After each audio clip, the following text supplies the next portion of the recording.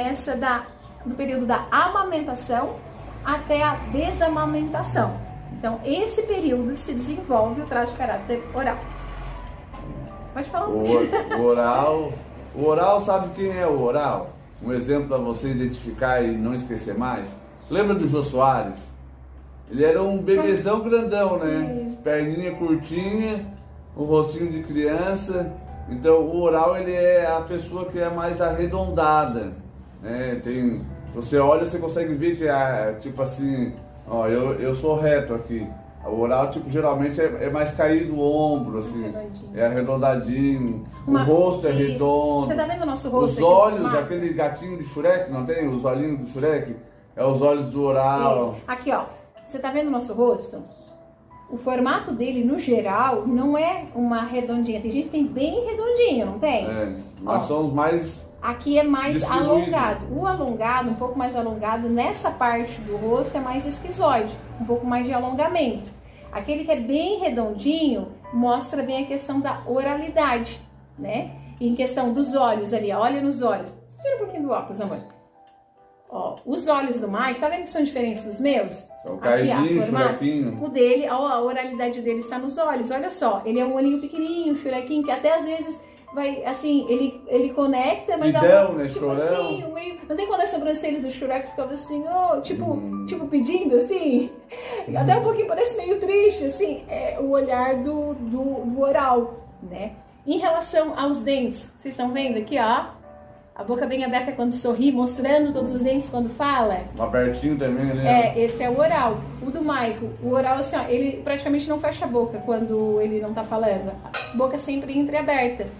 Entende? São características, tipo, eu não fico com a boca entreaberta, eu apareço mais os dentes. Agora o Marco fica com a boca mais entreaberta. Como então, se quisesse uma chupeta, né? Quisesse mamar, exato. a teta. Então isso demonstra os níveis de oralidade no Michael, demonstra os níveis de oralidade em mim. É porque nós temos só esse? Não, nós temos os 5. Mas é uma das maneiras de você identificar. Você tem a oralidade aí em você também, né? E daí tem toda uma questão que dá pra ver os percentuais de cada um. Mas hoje a gente vai mostrando só pra você ter noção do que é esse mundo dos traços, onde você se autoconhece, se autoentende, se identifica e trabalha eles, né? Porque você vai entendendo um pouco mais os recursos do oral, você pode... se empenhar mais nos recursos dele e entendendo as dores e faz de tudo, se empenha para sair da dor do oral, né? Começa ali logo que nasce, né? Um mês de vida, até em torno de 1 ano ali mais ou menos. Tudo que o bebê pega na mão, ele bota na boca. Isso. Porque ele é o oral, ele sente através da boca dele, geralmente. Ele vai percebendo todo mundo ao redor através da boca.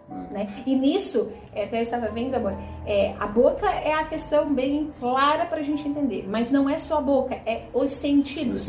Ele começa a perceber o mundo através dos sentidos, tudo que é tipo de sentido vai se desenvolvendo, especialmente, e fica muito claro isso através da boca, porque ele está amamentando, ele está ali desenvolvendo toda essa parte ali, ele entende que tipo, quando ele precisa de alguma coisa, ele chora, né? E quanto mais ele chora, mais ele tem atenção.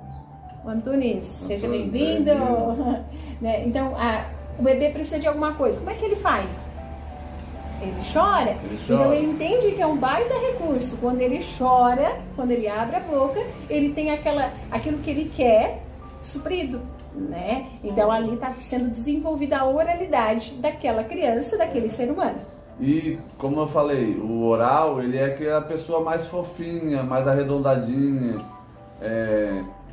Ou então aquelas pessoas bem fofonas, né? São considerados orais. E existe o oral do excesso, que quando a criança chorava, quando era pequena, ali no seu um mesinho até 1 aninho mais ou menos, tudo que a mãe fazia era dava teta. Então, se tudo era teta, ele tava com coceira por causa de uma etiqueta, dava teta, dava teta. Tava com dor, era teta. Então, tipo assim, não tentava descobrir o que era, tudo era teta. Então, esse é o oral que ele acaba crescendo e sendo um pouquinho mais fortinho, os fofinhos, vamos dizer assim. Isso, porque foi tentado suprir uma necessidade, só que não a necessidade real que ele estava tendo, né? Que no caso, o exemplo que o Michael deu da etiqueta. O problema não era fome, era a etiqueta que estava incomodando. Só que a mãe tentando resolver aquela situação, talvez esteja com fome. Ou seja, e na comidinha foi um excesso. o que precisava ser resolvido não era a comida, era a etiqueta que estava incomodando. Então o oral do excesso, ele vai se desenvolvendo mais ou menos nesse sentido. E existe o oral da falta, que é aquela pessoa magrinha, mas assim, tu olha, ela tem a bochechinha, tu olha ela redondinha nos braços, por mais que ela seja por mais que ela magra. seja magra, ela tem um corpo arredondado também, tipo o oral do excesso. E geralmente ela tem uma falta aqui no peito. Uma assim. falta no peito, como se fosse um furo. Tipo assim, mas não é um furo, né? É uma falta, uma leve falta. Porque ali é como se fosse o oral. A concentração da falta. Que faltou nela, vamos dizer assim. Ela estava com fome, em vez da mãe dar teta, a mãe balançava. Não, essa é da necessidade, né? A questão é que ela precisava de algo e não foi suprido. Tipo aquela criança que às vezes a mãe, né? É o exemplo ela querendo comer e a mãe, em vez de dar comida, faltou ali a comida, ela deu outra coisa. Isso, né? Por exemplo, às vezes acontece de as mães, um pós-parto, ter um certo nível de depressão, ou tá lidando com vários hormônios ali. Tem várias situações, mas aqui um exemplo, por exemplo. E a criança fica muito ali, muito, talvez, na caminha, muito sozinha, e ela queria colo. E faltou colo para ela. Ou faltou mamar para ela, não foi suprida aquela necessidade que ela tinha. Logo vai se gerando uma falta, entende? Não é que foi suprido de outra maneira, não foi suprido, entende? Então teve aquela falta. Então às vezes a criança vai crescendo, o ser humano vai crescendo. Oi, Fabi, buenas. Né? Então vai crescendo com muito assim, ó, um exemplo. Tá uma mesa pronta para um café, para um almoço, né? E a pessoa, ao invés, ela foca naquilo que tá faltando. Sabe? Por exemplo, assim, faltou o guardanapo, né? Ela vai focar cadê o guardanapo? Mas ela não focou que os talheres estão na mesa, que as taças estão na mesa, que o suco está na mesa, a comida está na mesa, mas faltou o guardanapo. Ela sempre foca na falta. Ou vai no restaurante, né? Eu ia falar isso aí agora. Restaurante. Vai lá no restaurante e pede suco, né? Tem suco de laranja? Tem. Tem suco de maracujá? Tem. Tem suco de limão? Não. Eu queria o suco de limão. Era o que eu queria. Tipo, ela foca na falta, entende? Você pode reparar que acontece bem isso. Eu queria no suco de limão. Mas tem laranja, mas ela foi todos. buscando a falta, entende? Então, ela vai ter uma percepção da vida que parece que sempre está faltando. Sempre uma insatisfação, parece que sempre está faltando alguma coisa. Ela tem um casamento, mas ela não está feliz com o casamento. Porque não, quando os filhos vierem, aí ela vai se sentir satisfeita. Os filhos vêm, ela continua, não, está faltando. É sempre uma sensação de falta. Isso enquanto ela está na dor, depois ela consegue entender isso e lida um pouco melhor com isso. Mas para que você consiga identificar um pouco o que quer dizer isso, essa falta, né? Mas é uma falta emocional. O oral, ele é muito criativo também. Ele tem sensibilidade.